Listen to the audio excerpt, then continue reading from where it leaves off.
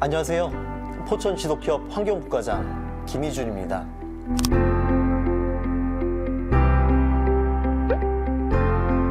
탄소는 모든 생명체에서 가장 중요한 부분 중 하나입니다. 석회석과 같은 광물, 생명을 갖고 있는 유기물인 식물, 동물 등에서도 각각의 삶을 영위하는 데 없어서는 안 될 존재죠. 이런 탄소가 순환한다는 것은 탄소를 보유하고 있는 어떤 것들이 지구에서 계속 돌고 돈다는 얘기가 됩니다. 이것을 탄소 순환이라고 합니다. 교과서적으로 말씀드리자면 이런 순서가 될 겁니다. 우선 생물권으로 시작하겠습니다. 식물이 광합성으로 대기 중에 탄소를 흡수합니다. 이산화탄소를 흡수하겠죠. 이 식물은 동물에게 먹혀서 동물이 크는 데 이용되고 그 동물의 몸속의 탄소는 탄수화물들의 형태로 축적이 됩니다. 이 동물은 호흡을 하면서 탄소를 배출하다가 결국 죽게 되겠죠.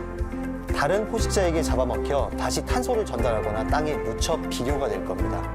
땅에 묻힌 이 유기체는 미생물들에 의해서 잘게 쪼개진 후에 탄소로 다시 대기나 물로 방출된 후 다시 식물 광합성에 이용되는 사이클이 반복됩니다. 지금 말씀드린 부분은 탄소 순환에서 생물권 부분을 지극히 단순화시킨 순환고리고요. 이외에도 암권, 기권, 수권과 연결되어서 화산 분출이나 바닷물에 용해되는 등의 복잡한 순환 형태를 갖추고 있습니다. 생물권에서 땅에 묻힌 유기체 중 분해되지 않은 부분은 오랜 시간이 지나 화석 연료가 됩니다. 하지만 이렇게 땅속에 고스란히 잘 매장되어 있던 화석 연료는 산업혁명 이후 300여 년 동안 인간에 의해 활용되게 되었죠. 오랜 기간 균형이 맞춰져 있던 탄소순환 고리에서 추가적인 탄소를 대기 중에 배출하는 게임 체인저가 되어버리고 맙니다. 지난번에 말씀드렸던 6가지 온실가스에 대해 기억하실 겁니다. 그 중에서 91.5% 정도의 탄소 배출량을 차지하는 것이 이산화탄소와 메탄이죠. 이산화탄소는 CO2, 메탄은 CH4라고 합니다. 둘 다 C, 카본, 그러니까 탄소를 가지고 있는 기체입니다. 이 중에 메탄은 흔히 얘기하는 천연가스라고 생각하시면 됩니다. 땅속에 잘 모셔두었던 화석연료죠.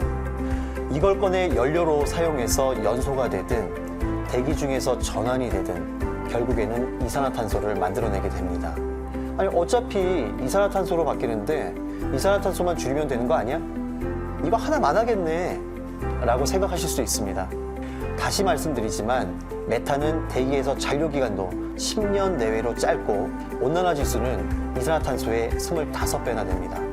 최근 UN IPCC 6차 보고서에서도 메탄이 전체 지구 온난화 중 30%를 차지한다고 나와 있습니다.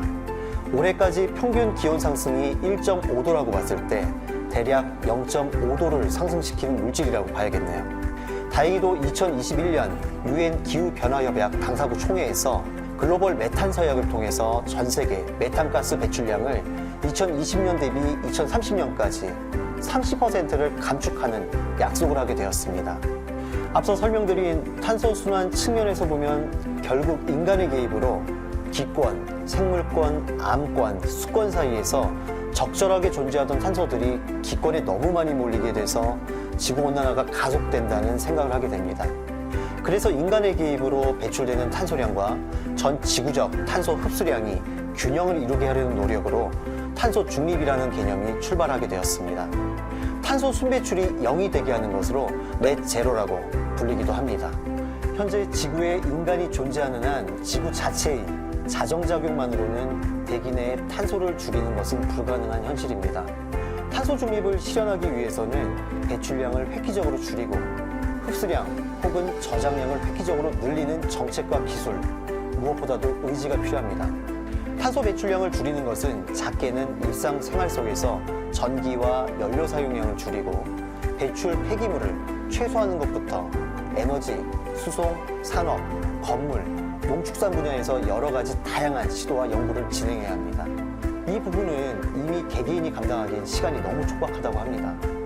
더 늦기 전에 국가와 기업 단위에서 사회적인 대변화와 적극적인 기술 개발 및 현장 적용을 진행해야 합니다. 이전 교육 영상에서 설명드렸습니다. 유엔은 IPCC 보고서를 통해 탄소 중립을 위한 온실가스 감축 목표치를 설정하고 정기적으로 나라별 이행 정도를 평가하고 있습니다. 현재 우리나라의 온실가스 총 배출량은 세계에서 8위를 차지하고 있지만 1인당 배출량을 보면 3위, GDP 기준으로는 4위라는 불명예를 안았습니다. 우리나라의 2030년까지의 국가 온실가스 총 감축 목표는 2018년 대비 37%를 줄여야 하지만 2021년 기준 6.5% 정도만 감축된 것으로 발표되었습니다. 정말 갈 길이 멉니다. 심지어 올 3월 산업통상자원부 발표에 따르면 산업 부문에서는 2030년까지의 감축 목표가 14.5%임에도 불구하고 예상 달성치는 5%밖에 나오지 않을 거란 연구 결과가 나왔죠. 우리나라에서 온실가스를 가장 많이 배출하는 부분은 에너지 부분입니다. 무려 86.9%를 차지하고 있습니다. 아무래도 제조업과 수출의 의존도가 높죠. 철강, 화학, 수송, 발전 및 열 생산에서 많은 비중을 차지하고 있습니다. 에너지 부분 중에서도 가전 부문은 4.7%를 배출하는 것으로 되어 있습니다.